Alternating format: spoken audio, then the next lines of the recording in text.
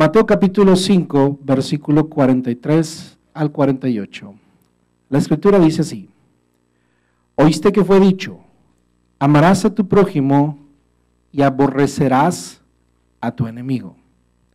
Pero yo os digo, amad a vuestros enemigos, bendecid a los que os maldicen, haced bien a los que os aborrecen y orad por los que os ultrajan y os persiguen, para que seáis hijos de vuestro Padre que está en los cielos, que hace salir su sol sobre malos y buenos, y que hace llover sobre justos e injustos.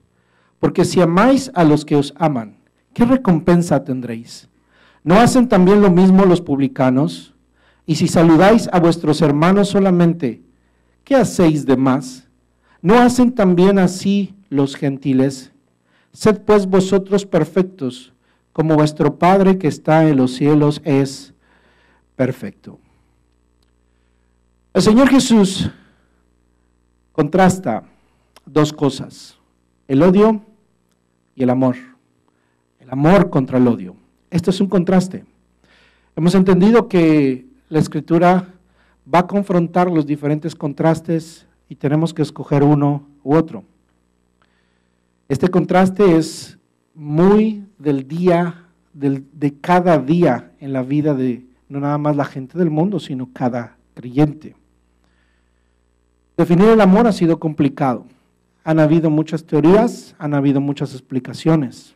Y sin meterme a eso, porque no es el tema de hoy, si amar es una decisión, el odio también.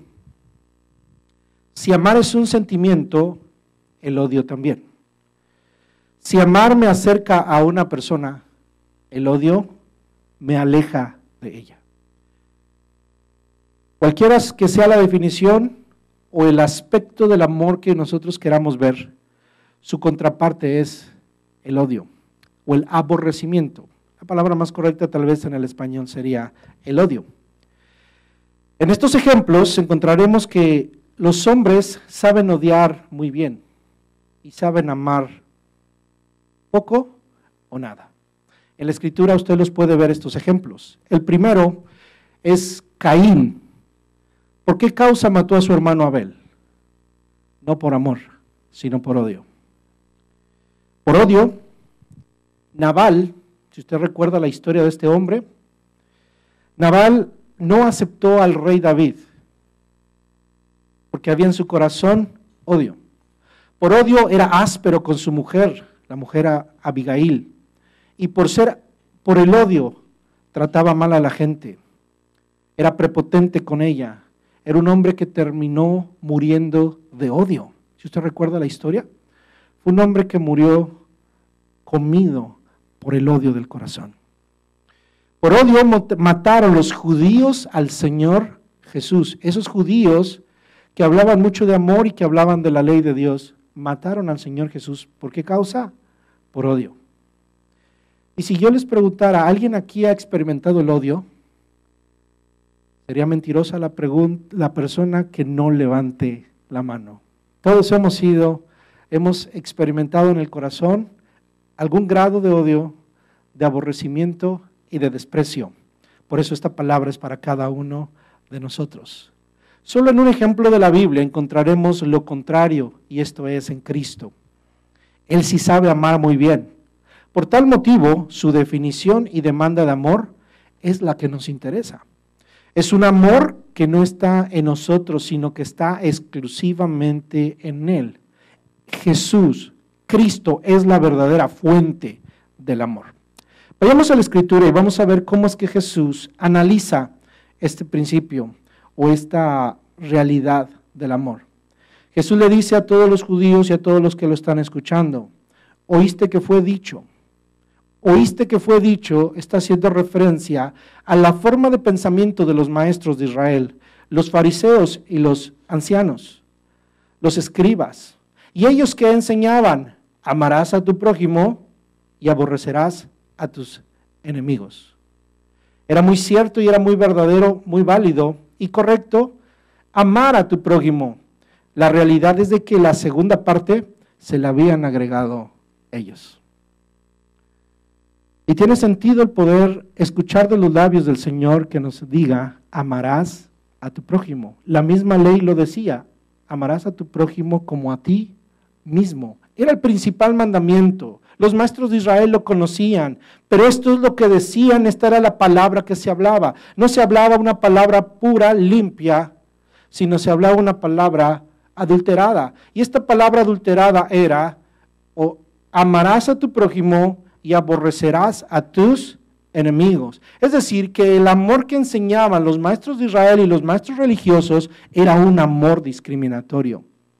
Y es algo que hay que pensar nosotros los cristianos, los creyentes, que nos consideramos personas religiosas, porque puede que nuestro amor también sea como el de ellos, un amor discriminatorio. La realidad es de que así es el amor del ser humano. El amor del ser humano es 100% discriminatorio. Amamos a unos, pero aborrecemos a otros. Según ellos, que era el problema que había ahí, la ley les mandaba amar a su prójimo y aborrecer y odiar a sus enemigos. Yo quiero que observe esto. ¿Cuál es la naturaleza que hay en nuestra vida, en nuestro corazón como seres humanos caídos? Es que nuestro amor no es perfecto, nuestro amor es discriminatorio. Amamos a unos y no amamos a otros. A medida que voy avanzando, usted se va a dar cuenta que vamos a confirmar esta realidad de muchas maneras. Somos discriminatorios, nuestro amor es parcial. Hasta donde llegaron los judíos es de justificar esa parcialidad que trae el pecado del hombre a su corazón y decir que la ley nos permitía ser como somos. Y yo quiero que vea cómo torcer la palabra de Dios, cómo torcer la verdad de Dios puede traer consecuencias graves espirituales a las vidas de los hombres. Porque estaban justificando una condición caída con una palabra de Dios. Estaban torciendo la palabra de Dios para justificar su corazón caído y no salir de esa condición. Yo quiero que entienda como cristiano cuál es el lugar de la ley en la economía de la salvación. La ley no la podemos cumplir, pero la ley es perfecta, como dice la palabra del Señor. La ley de Dios es perfecta, no es para desecharse, pero la ley nos mata porque la ley no la podemos cumplir y la ley nos condena. Pero precisamente por eso nos condena, porque la ley es buena. Pero a nosotros como creyentes, cuando vemos la ley y nos vemos que no podemos cumplirla, venimos a Cristo. Y esa es la base del Evangelio, que somos pecadores y que necesitamos la gracia de Cristo para resolver el problema del pecado que está metido en el corazón.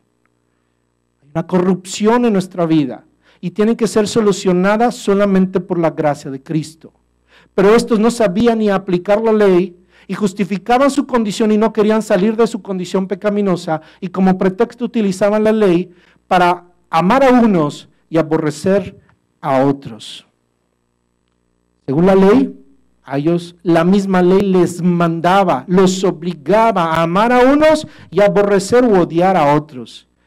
Entendieron por enemigos a cualquiera personas que no le cayeran bien.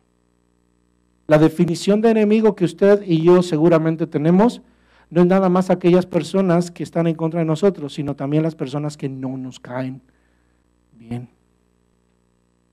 ¿Hay aquí alguna persona que le caiga mal a alguien? ¿O de esos no hay aquí? Siempre hay gente que no nos gusta. Eso demuestra que hay algo en nuestro corazón. Hay algo en nuestro corazón. Y tenemos que llevarlo a los pies de Cristo. Para los judíos, su prójimo o el prójimo, decían, es alguien de su propio pueblo. Un judío decía, mi prójimo es alguien de mi propio pueblo, un paisano judío, mi propio pariente y amigo que pertenecía a mi raza y a mi religión. Para ellos, el prójimo, cuando la ley decía, ama a tu prójimo, vea lo que pensaban ellos, eran sus paisanos, los mismos judíos, sus propios parientes, sus amigos, su raza y la gente que practica su propia religión. Sin embargo, la ley no decía nada de que se aborreciera a los extranjeros y a los enemigos. Al contrario, se enseñaba que se tenía que tener compasión por el extranjero y amar aún al enemigo. Pero ellos exageraron la misma ley de Dios. ¿Cuáles son las posibles razones teológicas? Si ellos hacían teología, si estudiaban la Escritura, ¿cuáles eran las razones en las cuales posiblemente se justificaban los rabinos judíos para decir tú puedes odiar a tus enemigos? Posiblemente eran las guerras de los israelitas contra los cananitas y los salmos imprecatorios. Déjeme explicarle estos dos conceptos. Pues si usted recuerda, el pueblo de Israel fue levantado para hacer juicio y justicia en medio del mundo antiguo. El pueblo de Israel fue levantado por Dios para ir y acabar con naciones y tomar la tierra prometida. Fue levantado como un pueblo de guerra. Fue levantado como un pueblo guerrero. Y si recuerda cuando ha estudiado o ha leído el libro de Génesis, la historia de Israel, y el carácter de los hijos de Israel y el carácter de las tribus, eran hombres guerreros y terribles. Y fueron enviados por Dios como un instrumento de Dios para hacer justicia en medio de las naciones conocidas. El propósito de Dios era que fuera su pueblo exclusivo, pero al mismo tiempo lo utilizó como una arma de guerra en contra del hombre que era malo, contra los mismos enemigos de Dios. Los cananitas, la gente que vivía en Canaán, se conocían y se ha conocido a través de los estudios modernos del cercano oriente, que eran sumamente corruptos en su religión y en su cultura. Era tan asquerosa sus prácticas que la misma Escritura los describe como dignos de ser vomitados por la misma tierra. Son considerados los enemigos de Dios. Cuando se leen los salmos, cuando hablamos de los salmos imprecatorios, estamos hablando de los, vamos a decirlo así, los salmos a través de los cuales David se quejaba y decía, mira mis enemigos, Dios, y pedía venganza de los enemigos. Y cuando usted lee los salmos, da una sensación de que tenemos el permiso de poder odiar a nuestros enemigos. Y lo que debemos entender es de que tanto los salmos como las guerras del Antiguo Testamento eran juicios de Dios en contra de esas naciones, porque esas naciones eran enemigas de Dios. Así que el pueblo de Israel fue un instrumento de Dios para atacarlos a ellos. ¿Cuál es la enseñanza para nosotros? Eso nos dice que nosotros estamos capacitados para ir y hacerle guerra a las naciones. Mi hermano, no es así. No hay ninguna guerra sino hasta el libro de Apocalipsis, cuando el mismo Hijo de Dios, la revelación de Dios, nos dice que Él va a dirigir las guerras en el futuro, en su venida, guerreando y peleando contra Satanás, peleando y guerreando contra muchas naciones que se unen a Satanás y que son enemigos de Dios. Pero para nuestra generación, Dios no nos está justificando absolutamente ninguna actitud guerrera sobre las personas. Y es algo importante de entender en el contexto de lo cual estamos estudiando. Jesús nunca levantó un arma. Jesús no mató a nadie. Cuando algunos quisieron levantarse en contra de los enemigos y de los que lo rechazaron, Jesús les dijo, ustedes no saben de qué espíritu son, porque el Hijo del Hombre no vino a condenar, sino a salvar. Las guerras de Israel fueron únicas, son las únicas guerras verdaderamente santas que hubo en el mundo. Eran las guerras de Dios contra el mundo de los ídolos. Jesús no condenó esta enemistad, por lo contrario, no tendría sentido. Jesús aceptó la enemistad que tenía Israel con los enemigos de Dios, pero nunca justifica ninguna enemistad que hoy usted y yo tengamos con cualquier prójimo. Por eso dice, pero yo os digo, amad a vuestros enemigos. Así que desde entonces no había de haber más guerras religiosas. Estoy citando un hombre, un teólogo de apellido Bonhoeffer, un hombre alemán que fue perseguido por el nazismo. Un gran teólogo, hermano, citado que ha formado mucho de la teología protestante de nuestros tiempos modernos y que dio la vida en el nazismo. Es un hombre que sabe de lo que está hablando sin saber lo que había de experimentar él mismo. Son citas que él escribió acerca de lo que representaba la guerra, por lo cual les significaron grandes problemas en el nazismo. Así que vale la pena mencionar este tipo de reflexiones acerca de lo que el Señor Jesús está enseñando. Pero los judíos, ¿qué pensaban? Que podían odiar a sus enemigos. Cuando los salmos nos dicen, Señor, acaba a tus enemigos, no nos está dando el permiso para odiar nosotros a nuestros enemigos. Nosotros hoy vamos a ver lo que el Señor Jesús nos enseña referente a ello. El concepto del prójimo que tenían los judíos era incorrecto, como más tarde lo ilustró la parábola del gran samaritano. ¿El prójimo quién es? Si usted recuerda la parábola del buen samaritano, recordará que Jesús contaba esta historia y decía, un hombre samaritano, era un hombre de otra raza, un hombre que era despreciado por los judíos, por eso los judíos entendían muy bien de qué estaba hablando Jesús. Un samaritano, ¿sí?, hizo algo y él supo muy bien quién era su prójimo. Dice que hubo un hombre que en el camino, que seguramente era un judío, quedó ahí lastimado, fue asaltado y fue herido.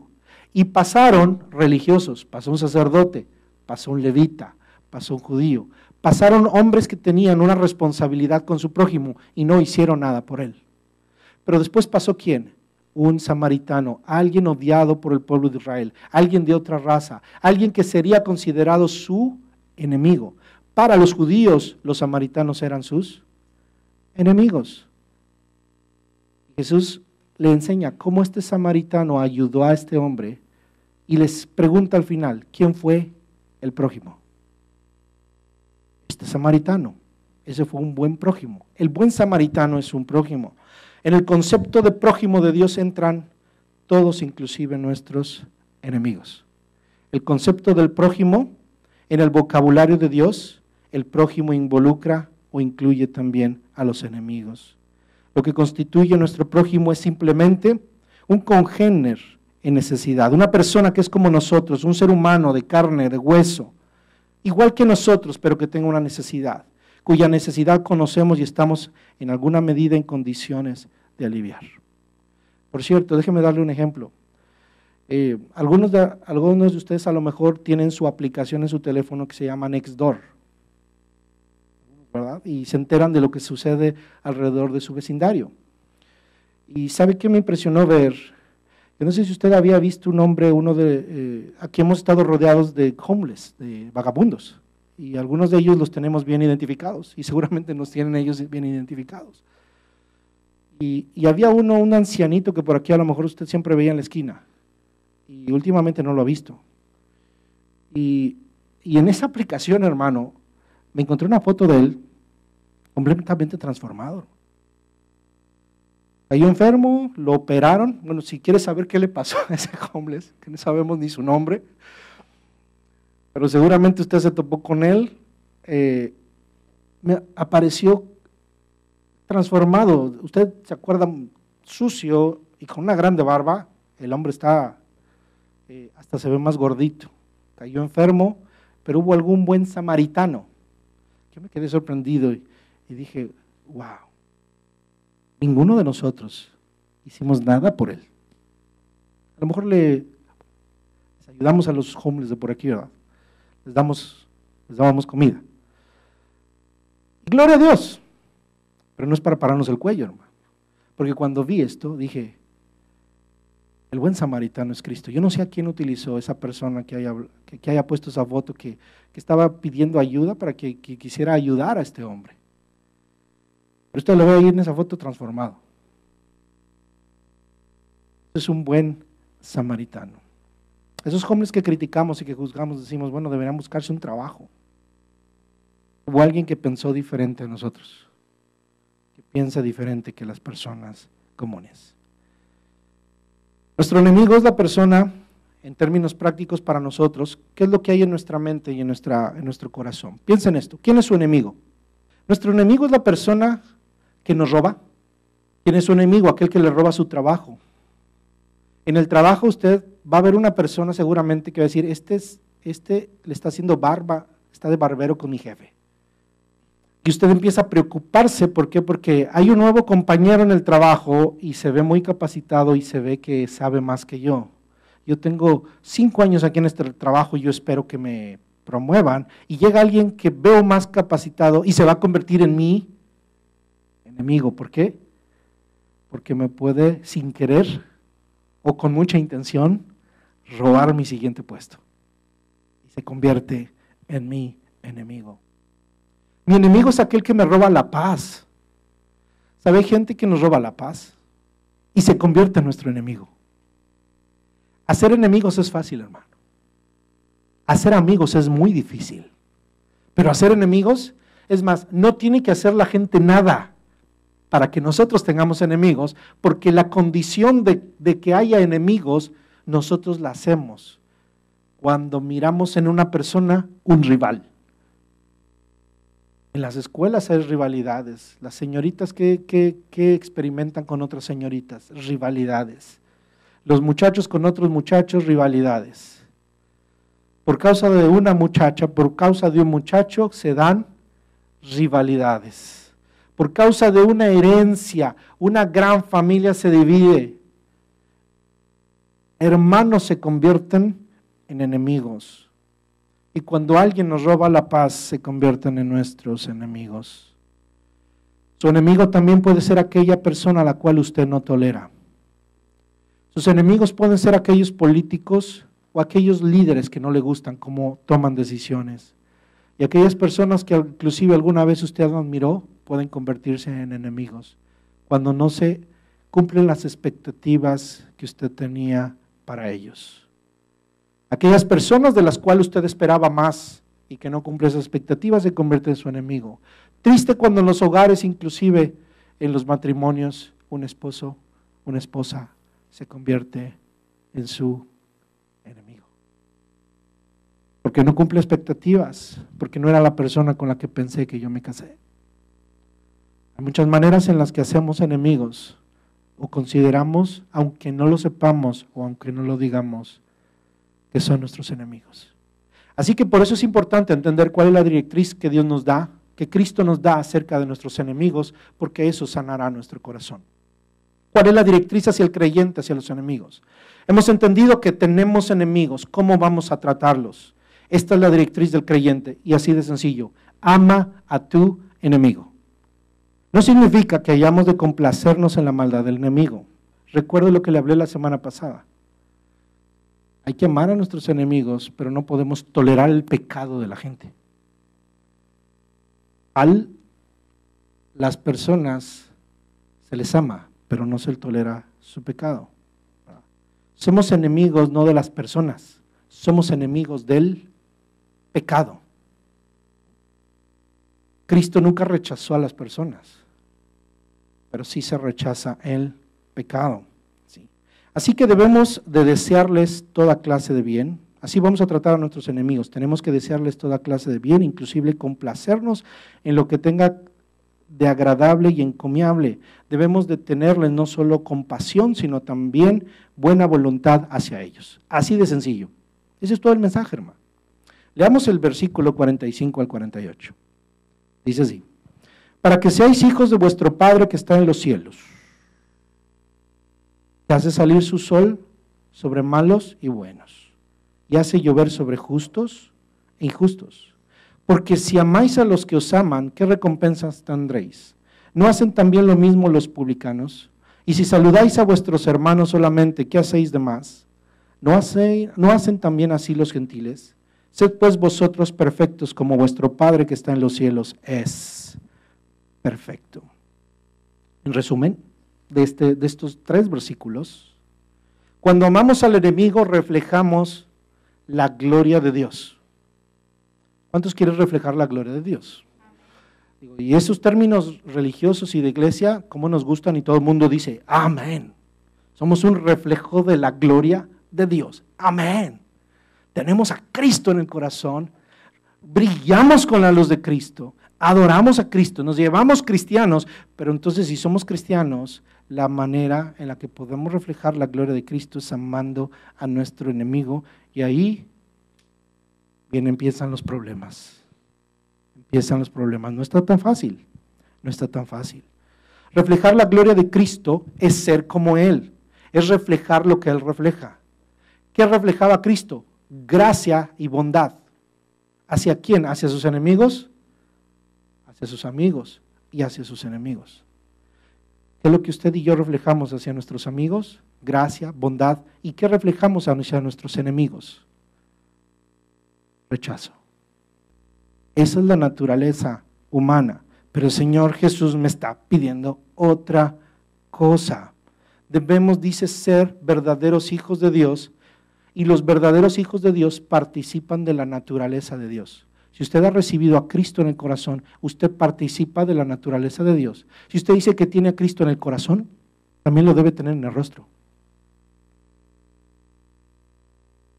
En el corazón está escondido, pero cuando aparece un enemigo, se nos esconde Cristo. No es así. El Evangelio eso no funciona. El Evangelio es esto que estamos predicando, hermano. Así se refleja el Evangelio. Pasa cuando viene el enemigo, el corazón que latía por el amigo se convierte en algo que siente aquí en el estómago. Siente como un dolor. Ay, ahí viene. Pasa tras saliva y parece que la saliva le cambió el amargo. Y cambia la sonrisa a un... Pero ¿qué dice Jesús? Debemos aprender a imitar a Dios, no a los hombres. Esto es lo que hacen los hombres. Hacia nuestros enemigos hemos aprendido a aborrecer a nuestros enemigos. Y eran los religiosos los que enseñaban esto. Por eso el Evangelio es revolucionario. Nos están enseñando otra cosa. Debemos amar a nuestros enemigos. Y como nos lo dice Jesús, tienes que imitar a Dios, no a los hombres. ¿Verdad que todos los que somos hijos heredamos los odios de nuestros padres? ¿No les ha pasado eso? Yo no sé, pero a mí no me caen muy bien las Águilas del la América. Soy mexicano, así que... ¿Usted sabe a qué equipo le voy de fútbol? Le voy a las Chivas. Ahora, si usted me pregunta de dónde agarré eso, lo heredé de mi papá. Yo podría decir que mi papá era chiva de corazón, era de Jalisco, entonces ¿a qué equipo le iba a ver? En ese simple ejemplo de nuestros padres heredamos a que no podemos ver al América ni en pintura. Bueno, ya uno cuando analiza, ¿y por qué? ¿Y por qué? ¿Y por qué? Bueno, en una cosa tan insignificante nos heredan, porque nos decían, no, tú no, ¿a cuál le vas? A todos los que jueguen contra la América. Entonces no le vas a bueno, si eres chiva, pero además estás en contra de algo. Lo heredamos. Imitamos a los hombres. Los amigos llegan y nos dicen, fíjate que ten cuidadito con ese muchacho. Ahí en la escuela seguramente no va a faltar la niña que le va a decir, ven. Aguas con esa niña. Y ya con el aguas, ¿usted qué va a hacer? Usted levanta hay un mecanismo de defensa de nosotros que nos dijeron aguas, me voy a cuidar. Es más, usted piensa que lo que le diga la gente lo cree. Y por lo general la gente pone a la gente en contra de la gente. Porque todo lo que decimos de la gente afecta a la gente. Pero es que un buen hábito es no hablar mal de la gente. ¿Qué dice Jesús que digas de tus enemigos? Que hables bien de ellos, no mal. Pero la naturaleza humana es habla mal. Parece que dice la Biblia, habla mal de tus enemigos. Habla mal de ellos. Es más, distribuye tu basura. Saca el veneno que tienes en el corazón. Habla de tu prójimo. No es así, hermano. Eso no funciona así. Los hombres solo pueden amar a los buenos, pero no pueden amar a los malos. Por eso no podemos ser como los hombres. Tenemos que aprender a ser como Dios. No nada más estamos hablando de una perfección espiritual y religiosa. Estamos hablando de una perfección práctica en nuestro trato con los demás, mostrándoles a ellos bondad. La bondad no se muestra con los buenos, la bondad se muestra en los momentos más difíciles, con las personas más difíciles. ¿Verdad que tratar con gente agradable? Usted cuando dice, ay, Fui a la oficina del IRS y me tocó una señorita tan amable que dije, ay, hasta todo el nervio que traía. Me llamaron a inmigración. ¿Y cómo va usted con el corazón así? Pero si le tocó una persona amable, usted sale, ay, me tocó una persona amable. Pero ¿qué pasa cuando llega una persona que no es amable? Ahí es donde se debe mostrar bondad. Porque donde hay personas amables es fácil ser bueno, pero donde no hay personas amables, es fácil. ¿Y qué nos demuestra? El corazón pecaminoso que hay en nosotros. La necesidad que tenemos de Cristo. Versículo 45. Para que seáis hijos de vuestro Padre que está en los cielos, que hace salir su sol sobre malos y buenos. Debemos ser como Dios. ¿Qué hace Dios? ¿Verdad que Dios tiene enemigos? Dios tiene muchos enemigos. Hay gente que ama a Dios, hay gente que ama a Dios, pero hay gente que lo aborrece. ¿Pero qué dice la Biblia que hace Dios con todos ellos? Él saca su sol sobre justos e injustos. Eso se llama en teología la gracia común de Dios. Y se expresan no nada más en la salvación, porque la salvación es exclusiva, se la da a aquellos que reciben a Cristo. Pero lo que respecta a todos los hombres, sean salvos o no sean salvos, Dios expresa una gracia común, porque si Dios quisiera, nos quitaba la vida. Pero Dios permite la vida, la existencia, y que haya luz sobre buenos y sobre malos. Dios nos da dones, la creación es un don. Las bendiciones de la lluvia, la luz del sol, sin las cuales no podríamos ni comer, ni continuar con la vida en este planeta. Es decir, que Dios es el que le da la vida a todos los hombres, sean buenos o sean malos. Dios les da oportunidades de vivir. Cada persona tiene una oportunidad de seguir viviendo. Y esa entonces debe ser la misma norma del amor cristiano. Dios le da sustento al enemigo y le da una oportunidad. Cuando tú, recuerda lo que te dije la semana pasada, cuando tú perdonas a uno que te hace mal, tú le das una oportunidad al arrepentimiento, una oportunidad para cambiar, se le da una oportunidad para venir a Cristo. Dios no nada más le da el sol, la luz a sus enemigos, sino además salvó a sus enemigos. Usted sabe que usted y yo éramos enemigos de Dios. Éramos enemigos de Dios. Dice, yo nunca me puse en contra de Dios. Esto es lo que dice la Escritura en Romanos 5:10. Porque si siendo enemigos fuimos reconciliados con Dios por la muerte de su Hijo, mucho más estando reconciliados seremos salvos por su vida. Somos salvos, Dios nos salvó cuando éramos sus enemigos. Éramos sus enemigos y Dios tuvo misericordia de nosotros. Ahora sí, fíjese atención al versículo 46. Ahora sí quiero llegar a lo que íbamos a leer ahorita. Porque si amáis a los que os aman, ¿qué recompensa tendréis? ¿No hacen también lo mismo los publicanos? Y si saludáis a vuestros hermanos solamente, ponga atención en esta pregunta.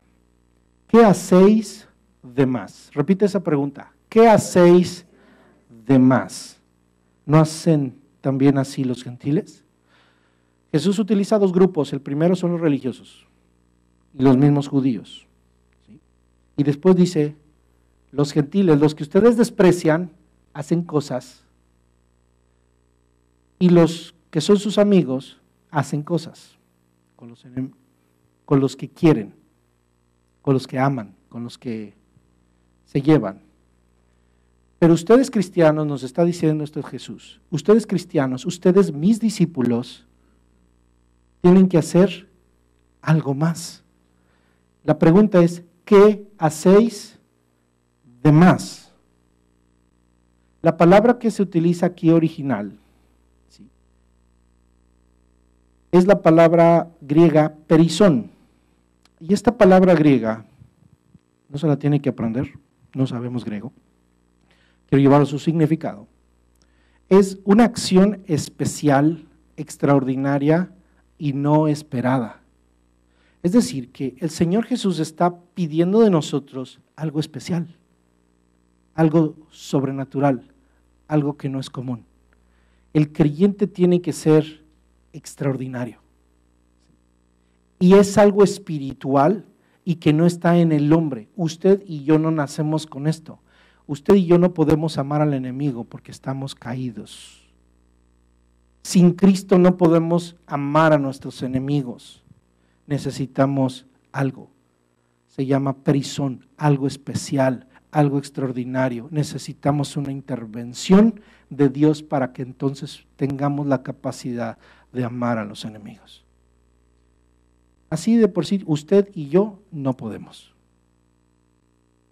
Por eso cuando usted le dice, mira, así, no me pidas que tolere a tu amiguito.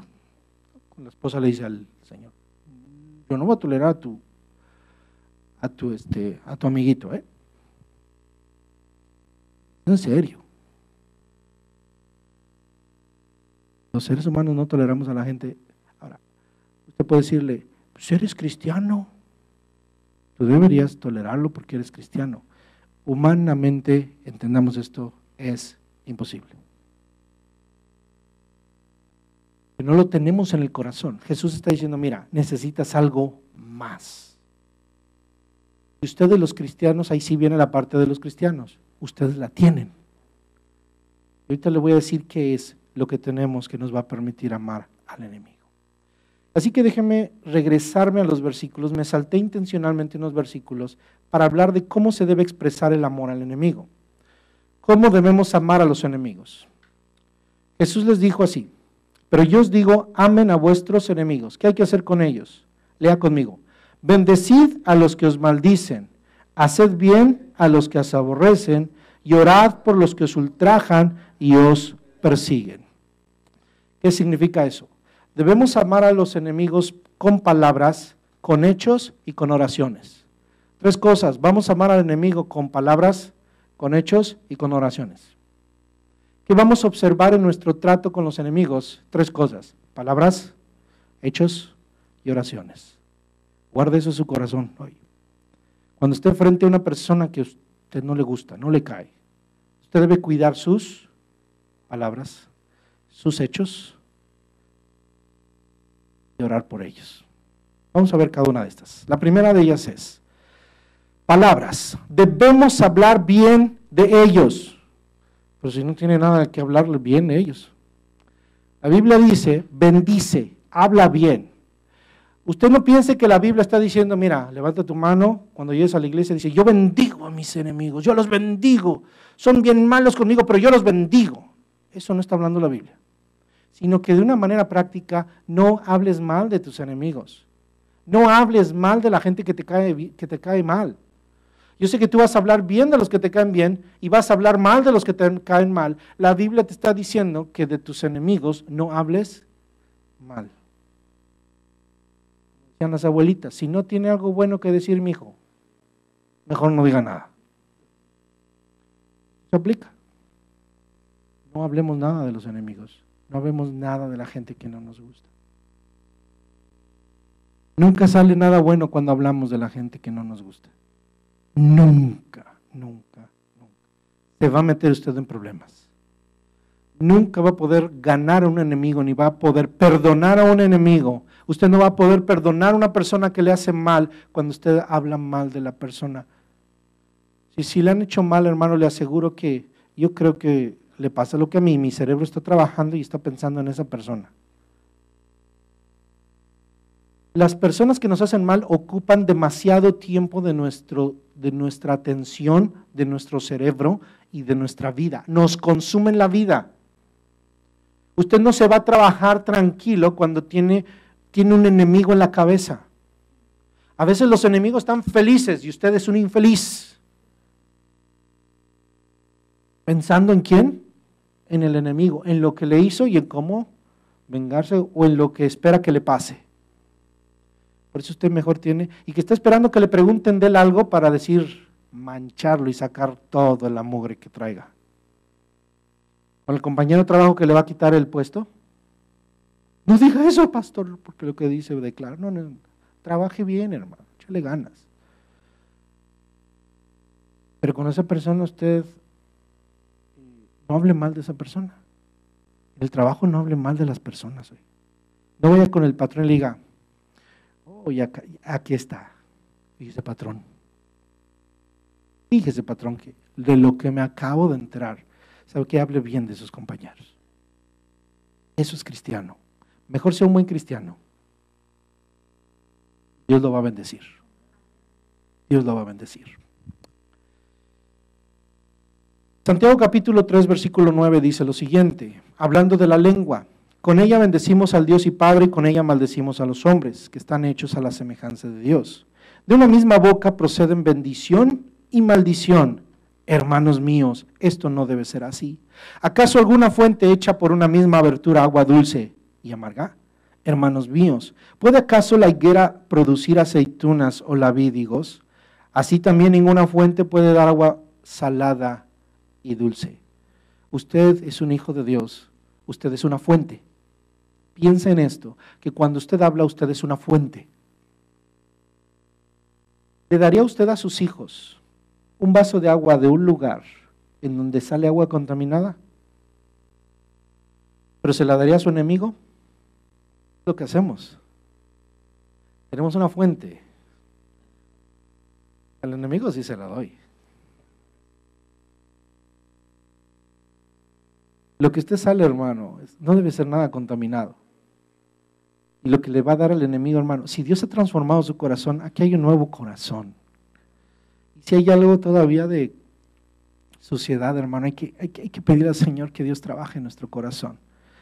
¿Qué le vamos a dar de beber? Nosotros somos una fuente, ante la gente somos una fuente. Y bebe de nosotros. Si usted es cristiano, la gente llega con una expectativa, llega como con un vasito de agua, dame de lo que tú tienes. Y si usted le saca el veneno, lo mata. Por eso se mata mucha gente. Usted quiere hablarle del evangelio a alguna persona, pero ¿qué trae usted? Mira, sí, mira, el evangelio es una grande cosa, Cristo es grande. Ah, sí, pero ten cuidado porque los evangélicos y unos pastores son, pero sí, son rateros los pastores. Entonces tú no eres cristiano. No, yo sí soy cristiano, pero hay unos que son, pero sí. Te voy a invitar a mi iglesia, pero mira, aguas con tal hermanita y aguas con tal hermanito. ¿Qué estamos haciendo? No estamos sacando agua de vida, estamos sacando veneno. ¿Y qué estamos haciendo con la gente? Matándola. ¿Qué hay en el corazón de una persona así, hermano? Veneno, hay muerte. Satánico eso. Necesitamos a Cristo. Él es la fuente de vida. ¿No dice que Él vendría y seríamos fuente de agua viva? El Espíritu Santo en nosotros traería agua de vida. Necesitamos a Cristo. Entonces, con esta boca debemos bendecir a los que nos ultrajan. Debemos bendecir. Nos van a hablar mal, nosotros vamos a hablar bien. Si hay personas, de seguro hay a su alrededor personas que hablan mal de usted, ¿qué va a hablar usted de esas personas? Hable bien de esas personas. Punto, hable bien. No estoy diciendo diga mentiras. Hable bien. Como le decía, mejor si no hay nada bueno que decir, mejor no diga nada. Pero bendígalo. Usted está buscando, la gente tiene alguna virtud, búsquele una virtud, hable de esa virtud. No exagere, recuerde, no debe mentir, no debemos exagerar, no debemos ser hipócritas. Lo que está diciendo el Señor Jesús es, no maldigas a tu enemigo, bendícelo, habla bien de él. Tu boca tiene que adornarse aún ante tus enemigos y sobre de ellos. La segunda cosa son los hechos. Debemos hacerles bien. Dice, haced bien a los que os aborrecen. Esto es una prueba de amor, la prueba de amor más efectiva que las que las buenas palabras. Estemos dispuestos a hacer todo el bien que esté a nuestra mano y alegrémonos de la ocasión que se nos ofrece por ello. Así que si tu compañero de trabajo que te va a quitar el puesto te pide un favor, no le digas, tú no eres mi jefe para mandarme. Hazle un favor. Por favor. Muestre un buen carácter. Muestra el carácter de Cristo. Amén. Y quiero entrar a esto que es glorioso, hermano. Fíjense, qué interesante. ¿A cuánto les gusta la oración? Gloria a Dios por los sinceros, o sea, los que no dijeron que sí. A la gente no le gusta la oración, pero debemos orar. Y yo me pregunto, si no oramos por nosotros, ni por los buenos, oraremos por los malos. Entonces, mi hermano, empiece a orar. Y acostúmbrese a orar. Y ahorita quiero entrar a esto que es glorioso. Dios nos está poniendo que para lidiar con el enemigo hay que hablar bien de él, hay que hacer bien a él, pero que hay algo glorioso y es espiritual. Hay que orar por él. Hay que orar por él. Hay que orar por el enemigo. ¿Sí? Alguien dijo lo siguiente: la intercesión es la cumbre del amor cristiano. De hecho, ¿quién lo escribió esto? Este teólogo que le platiqué, Bonhoeffer. No sé cómo se pronuncia en el alemán. Duras penas hablo español. La intercesión es la cumbre del amor cristiano. En la oración nos ponemos al lado del enemigo, estamos con él, junto a él, en favor de él, delante de Dios. ¿Verdad que amar al enemigo es ser como Dios? Ser como Cristo. Así que la única manera de poder ser como Cristo es hablando bien del enemigo, haciendo bien al enemigo y hacer algo que hizo Cristo por el enemigo. Oró por ellos. Oró por sus enemigos. Jesús parece haber orado realmente por aquellos que lo atormentaban. Mientras los clavos de hierro atravesaban sus manos y sus pies, en verdad, la Biblia nos explica lo siguiente. Vaya conmigo a Lucas capítulo 23, versículo 34. Lucas 23, 34. Yo creo que vaya ahí porque quiero que note algo. Si lo ve ahí en la pantalla, sígame. Solamente lea las tres primeras palabras. Y Jesús decía. Ahora, leamos las siguientes palabras. ¿Qué decía? Padre, perdónalos porque no saben lo que hacen. Y repartieron entre sí sus vestidos, echando suertes. ¿Qué hizo Jesús? Oró por sus enemigos. No oró antes, sino cuando estaba siendo traspasado. Ahora, observe otra vez las tres primeras palabras. Y Jesús, ¿qué significa decía? No dice la Biblia, dijo en pasado, sino en pasado que es continuo. O sea, que se la pasó orando, decía. O sea, no es algo que dijo una vez, es algo que seguramente estaba continuamente diciendo. ¿Qué es lo que dijo? Perdónalos, porque no saben lo que hacen. La oración es una acción continua. ¿Qué hizo por sus enemigos? Oró por ellos, oraba por ellos. Y mientras le dolía, oraba por ellos. ¿Sabe qué hacemos los seres humanos a medida que nos duelen las heridas de los hombres? Los rechazamos cada día más.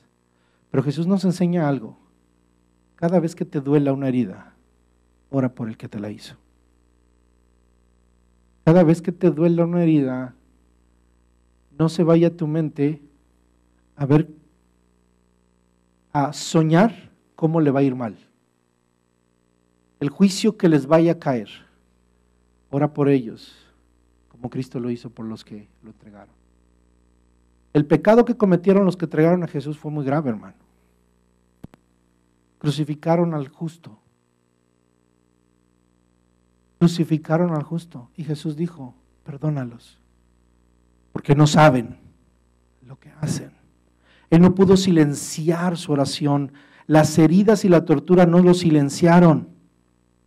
Así que qué dolor, qué orgullo, qué prejuicio podía justificar que usted y yo no oremos por nuestros enemigos.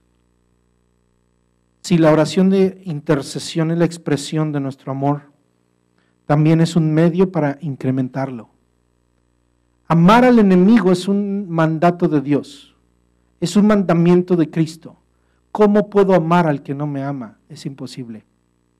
Para mí humanamente es imposible, para usted humanamente es imposible, pero a medida que usted ora y que usted intercede, recuerde que se presenta delante de Dios, entra a la presencia de Dios, se pone del lado de su adversario, de su enemigo, y no entra a Dios pidiéndole juicio, sino pidiendo misericordia por él.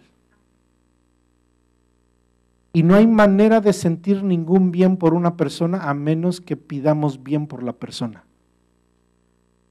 Así que es imposible orar por alguien sin amarlo y es imposible continuar orando por alguien sin descubrir que nuestro amor hacia él crece y madura. A medida que oramos por una persona la vamos a amar. Si tú quieres aprender a amar a una persona, tienes que orar por ella. Si no oras por la persona que te cae mal, nunca la vas a amar. Necesitas venir a la presencia de Dios y ponerla delante de la presencia de Dios. Por eso, hermano, es válido cuando alguien te dice, le platicas a alguien, ¿sabes qué? Es que mira, esta persona, tengo problemas, ora por ella. Y de lo que le estoy diciendo no es, ora los alimentos por ella, Señor, te pido por el alimento y bendícelo y santifícalo y te pido por mi enemigo, amén. No, intercede por esa persona, llega delante de la presencia de Dios. Llórale delante de Dios. Tráele tus heridas al Señor. Esta persona me hizo mal, Señor. Yo te pido por ella. Te pido porque tengan misericordia. Te pido por ella. Necesitas llegar con dolor al Señor. Necesitas llegar con pasión ante Él. Necesitas traer a las personas con amor y empezar a ver a las personas desde otra perspectiva, la perspectiva de Dios. Necesitamos eso. Quiero concluir. Alfred Plummer resumió lo siguiente, las alternativas con una simplicidad admirable. ¿Qué es esto? Devolver mal por bien es diabólico. Devolver bien por bien es humano, pero devolver bien por mal es divino. Los humanos solamente podemos devolver bien por bien, pero no bien por mal. Amar al enemigo no es cosa fácil, es un reto, es un desafío. Y quiero recordar a lo que le hablé hace rato. ¿Qué haces de más? La palabra griega perizo. Recuerde que es una acción especial, extraordinaria, no esperada. Unos estudiosos han encontrado en nosotros, y a lo mejor usted conoce, que los seres humanos tenemos en nuestro organismo lo que le llaman algunos la hormona del amor. La hormona del amor se llama oxitocina, que es la que se eleva en las mujeres cuando van a tener a sus bebés. La oxitocina es la que va a empezar a trabajar en el cerebro para que las mujeres que van a tener un bebé empiecen sus labores de parto. Y los niveles de oxitocina son extraordinarios en las mujeres en el tiempo del parto. Esta es llamada la hormona del amor porque son las que permiten el apego. Es decir, es la química de nuestro cuerpo. Desde el punto científico o desde el punto de vista científico, esta hormona, la oxitocina, tiene mucho que ver en nuestras relaciones interpersonales y afectivas. ¿Sí? Los científicos han identificado este químico, ¿sí?, que induce el amor y la confianza. Los psicólogos la conocen así como le dije, la hormona del amor. Cuando está presente en nuestro cerebro, queremos acercarnos para ayudar y apegarnos a las otras personas. Sin embargo, en un artículo del New York Times en el 2011, se explica que aparentemente esta hormona del amor tiene sus límites. Estudios recientes sugieren que la oxitocina humana produce una clase de amor, escuche esto, que solamente se extiende a personas de nuestro grupo íntimo. En otras palabras, en seres humanos pecadores, la oxitocina solo emite un estrecho y etnocéntrico tipo de amor que se extiende a nuestra misma clase de gente. Es decir, le estoy explicando o leyendo lo que el científico ha descubierto que el Señor Jesús ya había hablado. Nuestro amor humano está limitado a nuestro círculo de amigos. Hicieron unos experimentos con unos estudiantes daneses, les dieron una dosis de oxitocina, les dieron casos hipotéticos y les dijeron, ¿a quién salvarías? y les daban algunos casos hipotéticos en donde ellos tenían que salvar personas y les daban nombres de personas y solamente ellos salvaban a las personas que tenían nombres daneses y aquellos que tenían nombres extranjeros son a los que sacrificaban. Es una aplicación realista, no me lo tome mal. Pero si los americanos pueden decir, nosotros amamos mucho a los extranjeros, pero cuando hay que defender lo suyo, defender lo suyo. Usted puede decir, yo soy cristiano, yo voy a dar la vida hasta por estos gringos. Pero yo vamos a amar lo nuestro. Humanamente, esto es así. Usted salvaría a sus hijos, pero no al hijo del vecino. Los cristianos somos seres humanos, hermano. Aquí el Señor Jesús no está haciendo diferencia, así somos. Y por eso es que esa es la mentalidad y la enseñanza de los fariseos tenía sentido. Ama a los buenos, a tus amigos y rechaza a los enemigos. Entonces, ¿qué necesitamos? Un perizón, algo más que nos permita amar más allá de nuestras fronteras. Necesitamos algo más para tolerar a la gente que no toleramos. Necesitamos eso. Quiero preguntarle, hermano, y voy a hacer referencia a esto triste que sucedió estos últimos días. Estas balaceras en escuelas. Y yo no sé si usted se pone en los zapatos, yo creo que se ha puesto usted, si usted es padre de familia de algún adolescente en la high school, se pone en los zapatos de esos padres de familia que perdieron a sus hijos. Y la única voz que podíamos clamar es, Dios, ¿dónde estabas?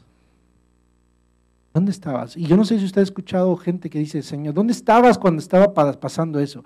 Y pensaba yo en esto, hermano. Y me ponía los zapatos de algún padre y decía, casi se me viene esa misma palabra, Señor, ¿dónde estabas ahí? ¿Dónde estabas? Ahorita hay una grande controversia, a ver cómo se controla eso. Pero ¿cómo puede controlar usted el corazón del hombre que está pecaminoso? La respuesta a esa palabra, ¿dónde estabas? En ese día de esa balacera, es la misma respuesta que se le debe dar a cada persona que en algún momento de crisis, de prueba, pueda preguntar lo mismo, ¿dónde estabas? Es la única respuesta que tenemos ante cualquier cuestión. No me meto en política, no me voy a meter en esa controversia. Tenemos nuestras propias perspectivas y tenemos nuestras propias convicciones y nuestra propia cultura. Hay cosas que no entendemos. Yo personalmente hay cosas que no entiendo. Y solamente sé que vivimos en una cultura diferente. Vivo en un país que no es el mío. Porque Dios me ha plantado aquí. Y no me voy a meter a su política. Pero que Dios me llama, que ame a mi enemigo. Yo sé que usted puede ver a ese chico que balaceó y uno puede decir, bueno, esta gente que tenía en la cabeza o que tiene en el corazón. Y a lo mejor nosotros no perdimos a nadie, pero vemos a estos hombres criminales como grandes enemigos de la sociedad y que merecen lo peor. Yo quiero que piense y se ponga del lado de Dios. Cuando me pongo del lado de los padres que perdieron a sus hijos, ¿de qué lado me pondría, hermano, humanamente? En el que usted está pensando. Pero si se pone del lado de Dios, pensaría.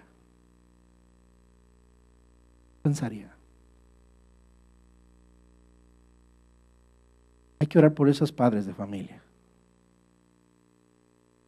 Pero Jesús nos está diciendo hoy, ora por alguien más, ora por ese muchacho. Y ahí nuestra carne se resiste.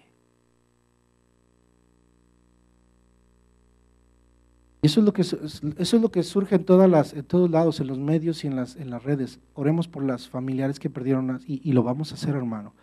Pero hasta ahorita yo no he visto ninguna noticia que digan, oremos por ese muchacho. No lo estoy justificando ni estoy compadeciendo. Pero Jesús me dice, ora por tus enemigos. No puedes llegar a ese nivel, hermano, si no entiendes el corazón de Dios. Aquí quiero llegar a esto. Un padre, si aquí estuviera un padre oyéndome, hermano, me estaría viendo con cara de, yo lo entiendo. Me diría esta pregunta, ¿dónde estaba Dios cuando estaban matando a mi hijo? Y esta es la respuesta, hermano. Estaba en la cruz, muriendo por tu hijo y muriendo por ese muchacho.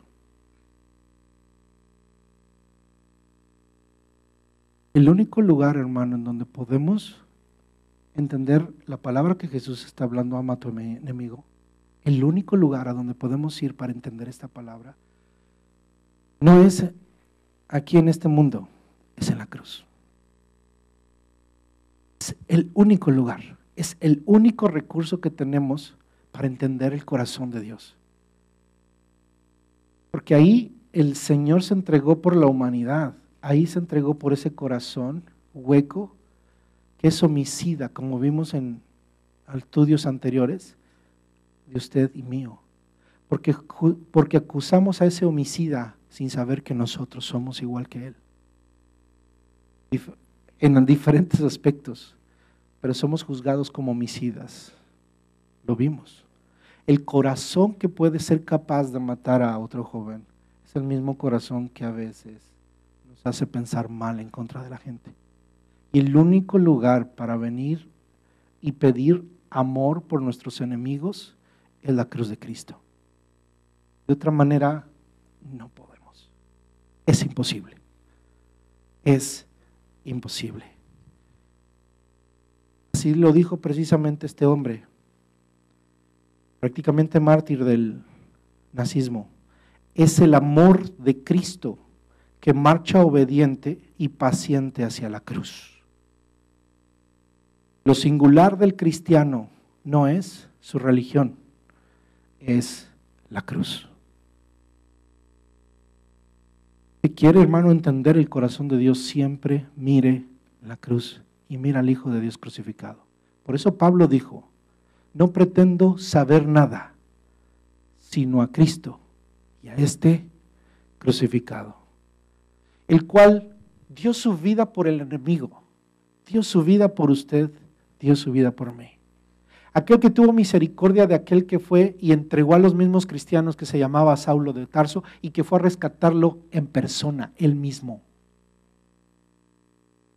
El mismo que murió en la cruz por usted y por mí. Este mandamiento, ama a tu enemigo, no es cualquier cosa. Es fácil cuando son enemigos circunstanciales, pero piense en el asesino de un hijo suyo, de un cónyuge, violador.